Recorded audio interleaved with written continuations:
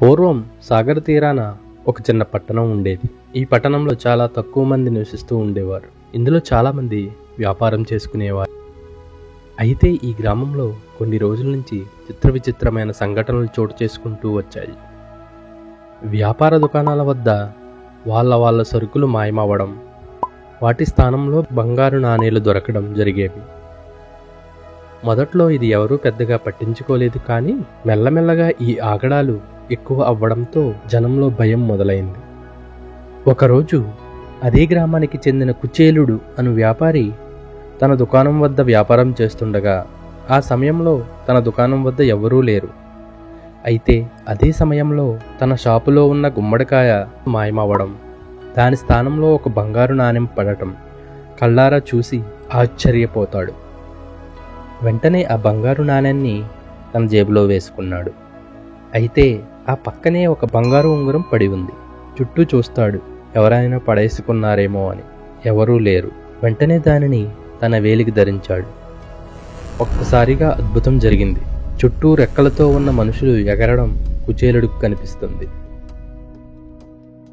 వాళ్ళు తమకు కావలసిన వస్తువులను తీసుకుని ఆ స్థానంలో బంగారు నాణేలు వేయడం గమనించాడు. కుచేలుడికి ఇప్పటి వరకు తన గ్రామంలో జరిగిందేంటో అర్థమైంది. వాళ్ళు ఏ వస్తువులు ఇష్టంగా తీసుకుంటున్నారో గమనించి ఆ వస్తువులను తమ దుకాణంలో ఎక్కువగా ఉండేటట్టు చూసుకున్నాడు. ఈ విధంగా ఆ పట్టణంలో తన దుకాణము వద్దకు ఎక్కువ ఆకర్షించడం వలన కుచేలుడు తోటి వారికంటే ఎక్కువ సంపాదించడం మొదలుపెట్టాడు. అతడు చాలా తక్కువ కాలంలోనే ఆ పట్టణంలో ఒక ప్రముఖ ధనవంతుడయ్యాడు. ఒకసారి వ్యాపార నిమిత్తం సరుకుల కోసం దూరపు పట్టణము నుండి సముద్ర మార్గము గుండా పడవలో సరుకులు తీసుకొస్తుండగా తనకి ఒక అందమైన దీవి కనిపించింది.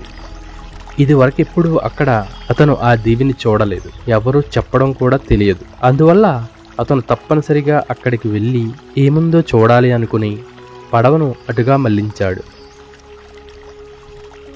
ఇంకేముంది, తన గ్రామానికి వస్తున్న ఆ ఎగిరే మనుషులు ఇక్కడి నుంచే వస్తున్నారని తనకు అర్థమైంది. వెంటనే అతని మదిలో ఒక ఆలోచన కదిలింది. ఈ సరుకులన్నీ ఇక్కడికే తీసుకొచ్చి అమ్మితే ఆ లాభం మొత్తం నాకే వస్తుంది కదా అని దురాశతో పడవని ప్రక్కనే కట్టివేసి అరవడం మొదలుపెట్టాడు. రండమ్మా రండి, మీకు కావలసిన వస్తువులన్నీ మీ వద్దకే తెచ్చాను, మీరు మరి ఎక్కడికి వెళ్ళనవసరం లేదు అని అరిచాడు. ఇదంతా విన్న ఆ ఎగిరే మనుషులకి అర్థం కాలేదు. ఆ దీవి రాణి ఒక ఉపాయం ఆలోచించింది. మనం ఎవరికీ కనిపించం కదా, మరి కుచేలుడికి ఎలా కనిపిస్తున్నాం? ఇలా అయితే మనం ఇక్కడ ఉన్నది మనుషులకి తెలిస్తే మన మనుగుడికే ముప్పు వాటిల్లుతుంది. దీన్ని ఎలాగైనా ఆపాలి. ఎవరికి వారు ఏమీ పట్టించుకోకుండా అతని దగ్గరున్న వస్తువుల్ని కొనుక్కోండి. అతనికి ఏమాత్రం అనుమానం వచ్చేలాగా ప్రవర్తించకండి. అందరూ తను చెప్పినట్లే చేశారు. దాదాపు సరుకులన్నీ అమ్మేశాడు కుచేలుడు. ఇప్పుడు రాణి కుచేలుడి దగ్గరికి వెళ్ళి, వర్తకుడా, నువ్వు మాకు ఎంతగానో సాయం చేశావు. ప్రతి వారం మాకు ఇదే విధంగా సరుకులు తెచ్చిపెట్టు.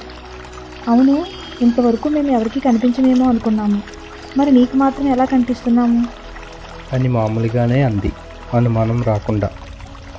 ఓ అదా, నా దుకాణం వద్ద ఈ ఉంగరం ఒకటి దొరికినది. ఇది ధరించగానే నాకు మీ ఎగిరే మనుషులు, ఇప్పుడు ఈ దీవి కనిపించాయి అని సమాధానం ఇచ్చాడు.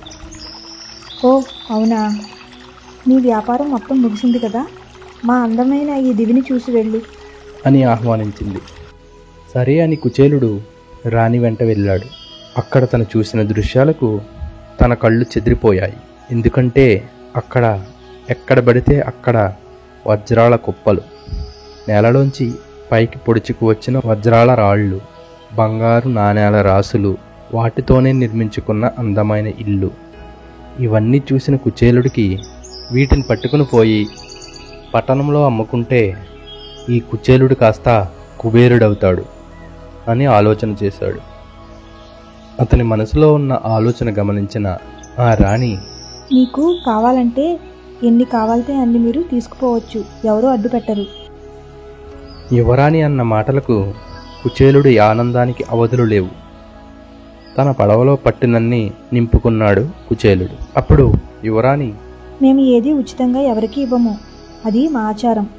మీ దగ్గర ఉన్నది ఏదైనా మాకు ఇచ్చి మీరు బయలుదేరవచ్చు. నా దగ్గర ఏముంది? అదిగో మీ వేలికి ఉన్న ఆ ఉంగరాన్ని ఇవ్వు, అది నాకు ఎంతగానో నచ్చింది. ఓహ్, అంతేనా? తీసుకోండి యువరాణి. తన ఉంగరంను ఇచ్చి బయలుదేరతాడు. తన ఆనందానికి అంతూ పంతో ఉండదు. నా అంత అదృష్టవంతుడు ఉండడు.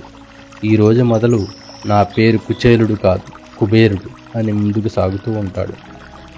కొద్దిసేపటికి పడవ తేలికగా మారడం గమనిస్తాడు. చూడగానే తను నింపుకున్న వజ్రాలన్నీ ఒక్కొక్కటిగా మాయమవ్వడం గమనిస్తాడు. తన పడవలో నింపుకున్న సంపదలో ఒక్క వజ్రం కూడా వదలకుండా మొత్తం తిరిగి దీవికి పట్టుకుపోతారు ఆ ఎగిరే మనుషులు. ఇదంతా ఆ ఉంగరం ఇచ్చేయడం వలన జరిగిందని తెలుసుకున్న కుచేలుడు కుప్పకూలిపోతాడు. కొన్నిసార్లు మనకు దొరికిన దాంతో తృప్తిపడినంత మంచి పని ఇంకొకటి ఉండదు.